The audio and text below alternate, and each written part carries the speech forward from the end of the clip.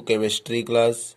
इस वीडियो में आप सभी को बताएंगे कि तुल्यांकी भार कैसे ज्ञात किया जाता है और यह video 9th high school 11th and 12th वाले स्टूडेंट देख सकते हैं, जो कि पार्ट 6 है।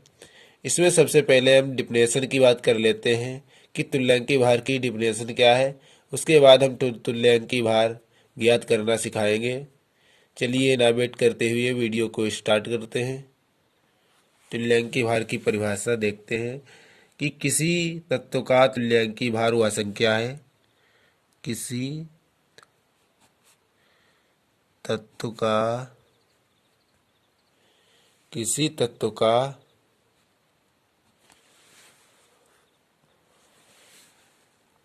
तुल्यांकी भार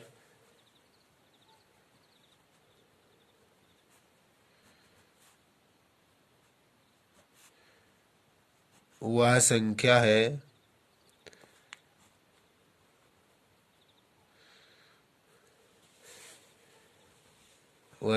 है जो भार के विचार से, यानी कि भार के विचार से कह सकते हैं भार द्रव्यमान के विचार से हाइड्रोजन, जिसका प्रतीक H होता है, हाइड्रोजन के एक भाग यानी कि हाइड्रोजन का जो द्रव्यमान भार यानी कि भार होता है वह होता है एक भाग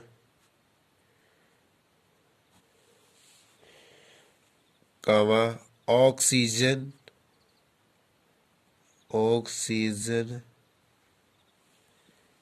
के 8 भाग, या ऑक्सीजन का परमाणु क्रमांक है जो कि 8 है। और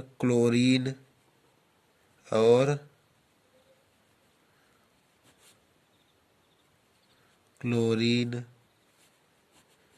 जिसका प्रतीक Cl है के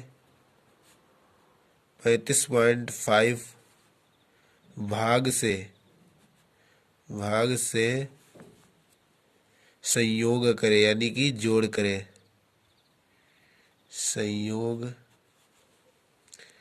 करे, अथवा इन भागों को यौगिक संयोग करे, जिसे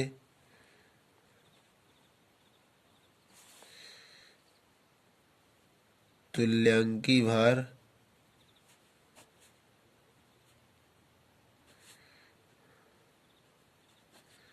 कहते हैं। हम आपको बता दें कि तुल्यांकी भार ज्ञात करने में संयोजकता और बाड़ूभार की जरूरत होती है। तो हम संयोजकता की डिफिनेशन भी बताएंगे। सबसे पहले हम देख लेते हैं कि तुल्यांकी भार का सूत्र के बारे में।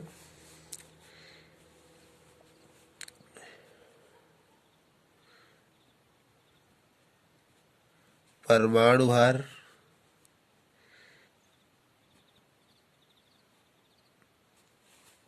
बराबर तुल्यांकी भार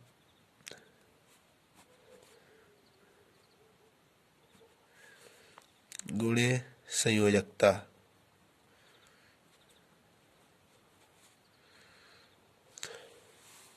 अब इसे सूत्र को हम तुल्यांकी भार पहले लिखते हैं।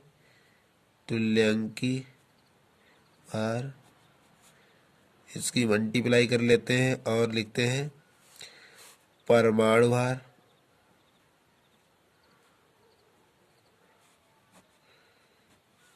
और ये नीचे चला आता है यानी कि बटे में, तो लिखते हैं संयोजकता।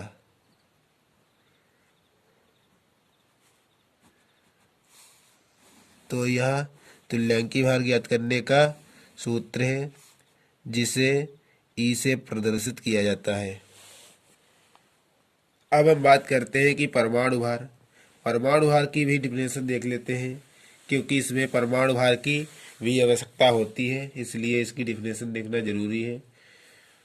तो परमाणु क्या होता है, सबसे पहले ये बता देते हैं कि किसी तत्व का वह छोटे से छोटा कण जो सबसे छोटा कण किसी भी क्रिया द्वारा विभाजित नहीं किया जा सकता हो और रासायनिक क्रिया में भाग लेता है, जिसे हम परमाणु कहते हैं।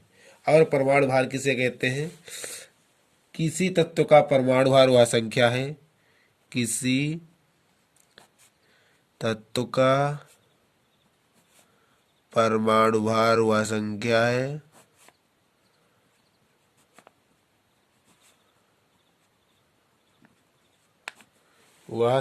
है कि उस तत्व का एक परमाणु हाइड्रोजन के एक परमाणु से जिसका भार इकाई में मान लिया जाता है कितना गुना भारी है। ये तो हो गई परमाणु के डिफिनेशन के बारे में। इसके बाद हम संयोजकता की डिफिनेशन देखते हैं। संयोजकता यानी कि वैलेंसी की परिभाषा को देखते हैं। किसी तत्व की संयोजकता किसी तत्व की संयोजकता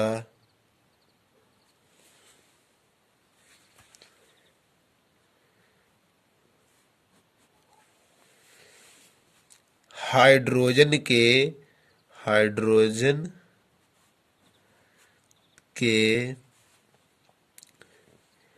परमाणुओं की वह संख्या है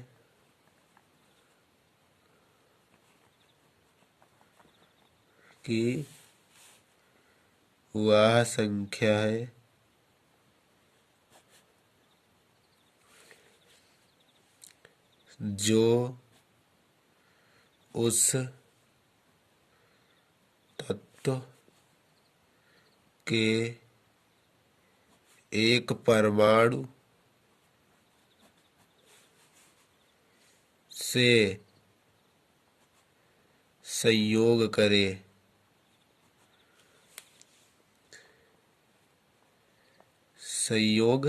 करे या करती है।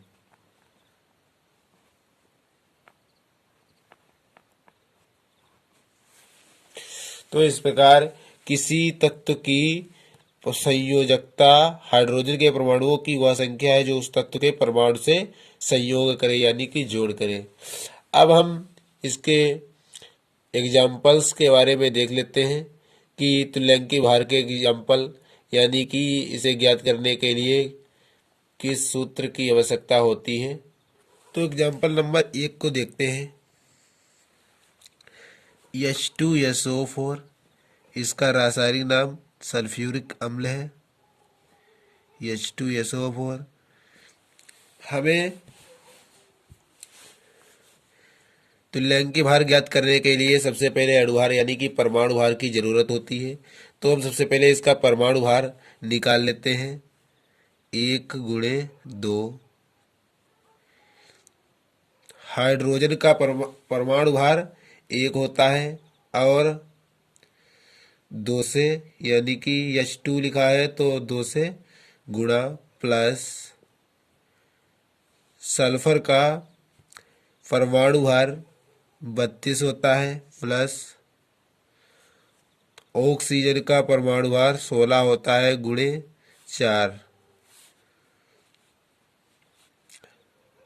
2 + 32 + 64 यानी कि 8 और 98। H2SO4 का अणुभार 98 आया है। अणुभार तो ये अणुभार ऐसे निकाल सकते हैं। उसके बाद हम संयोजकता किस प्रकार निकालते हैं। संयोजकता निकालने के लिए सबसे पहले हम इसका विखंडन करते हैं। 2H प्लस SO4 इसकी हम अभी सारणी बता देंगे कि उसी से आप याद कर सकते हैं।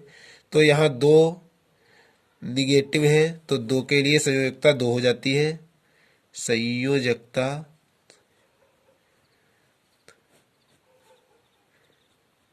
बराबर 2। तो इस प्रकार आप संयोजकता ज्ञात कर सकते हैं, क्योंकि यहाँ 2 निगेटिव है, यहाँ भी 2 पॉजिटिव है। 2 की गुणा पॉजिटिव यानी कि इलेक्ट्रॉन से। तो हम अब तुल्यांकी भार आसानी से ज्ञात कर सकते हैं। तो सबसे पहले हम सूत्र को लिखते हैं तुल्यांकी भार के लिए। तुल्यांकी भार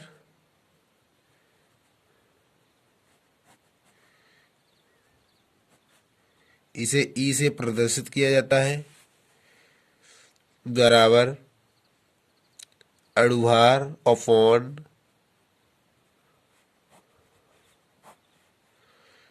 संयोजकता।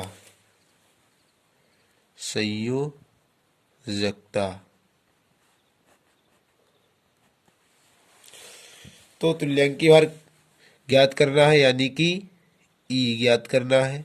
अणुभार कितना आया है? अणुभार 98 और संयोजकता 2।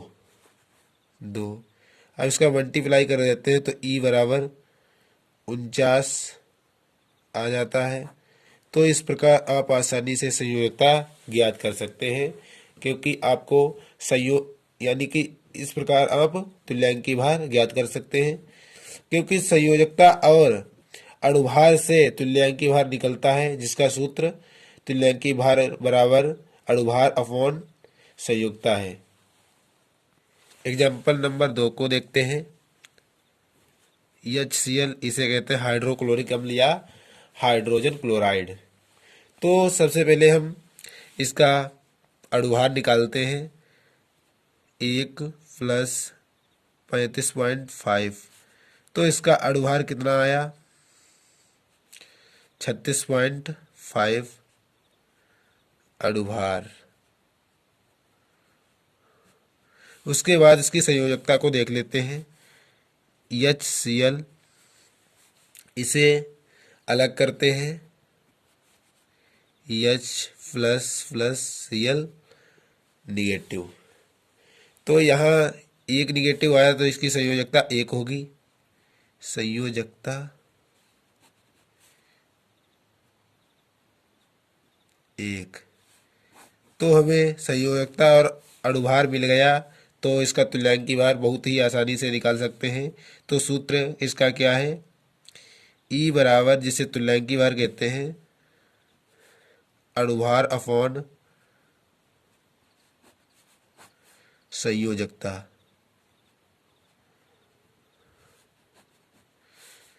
तो ई बराबर अणुभार कितना है? 36.5 अपॉन 1। तो इसका मल्टीप्लाई करते हैं तो आ जाता है 36.5। तो इस प्रकार आप बहुत ही आसानी से तुल्यांकी भार निकाल सकते हैं। एग्जाम्पल नंबर 3 को देखते हैं।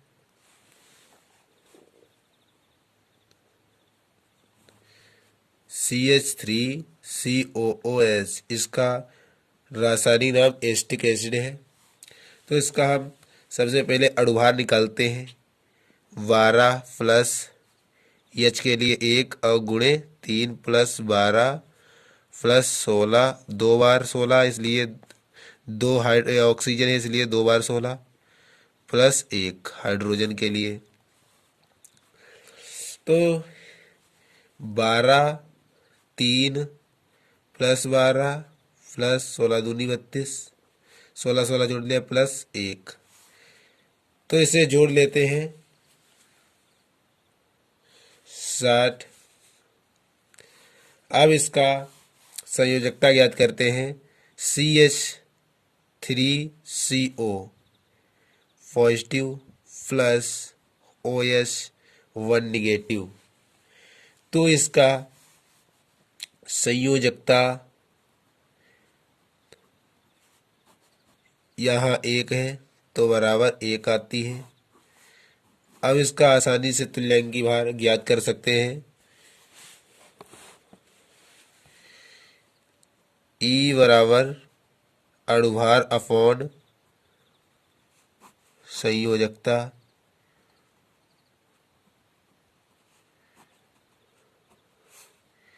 तो ई बराबर अनुभार कितना है, अनुभार इसका 60 ही आया है। उसके बाद संयोजकता 1 है, तो ई बराबर मल्टीप्लाई करने से 60 ही आता है। तो इसका तुल्यांकी भार 60 हो गया। यदि आपको संयोजकता निकालनी ना आए तो इस सारणी से याद कर लो। यहाँ एक पॉजिटिव है इसलिए एक संयोजकता, एक निगेटिव है तो एक संयोजकता। इस प्रकार सभी पदार्थ की यानी कि सभी सूत्र की संयोजकता इधर दी हुई है और दो संयोजकता वाले सूत्र यानी कि सल्फर इसे सल्फाइड कहेंगे और सल्फेट कार्बोनेट कहेंगे। इस प्रकार सभी तत्व की सभी यौगिक की संयोजकता दी हुई है। 3 संयोजकता वाले ये दिए हुए हैं, तो आप इसी से संयोजकता याद कर सकते हैं और अपनी कॉपी में नोट भी कर सकते हैं। तो इस प्रकार मैंने तुल्यांकी भार निकालने की पूरी प्रोसेस बताई और इससे आगे के वीडियो देखने के लिए मेरे चैनल को सब्सक्राइब करें, बेल आइकन को प्रेस करें ताकि आने वाली वीडियो की नोटिफिकेशन आपको मिल सके। यदि यह वीडियो अच्छा लगा हो तो वीडियो को लाइक, शेयर एंड कमेंट करना ना भूलें। Thank you.